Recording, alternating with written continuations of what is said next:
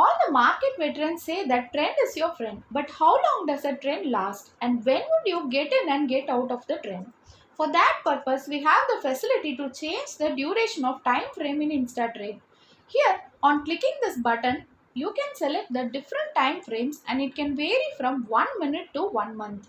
If I select the time frame of 1 minute, each candle will show the movement of 1 minute. And if I change the time frame to 1 day, then each candle will show the daily movement. So as per your requirement, you can change your time frame. And when you change the time frame, the respective volume also changes as per the duration. Using this facility, you can easily monitor the movement of a particular script, which gives different avenues to different strategies.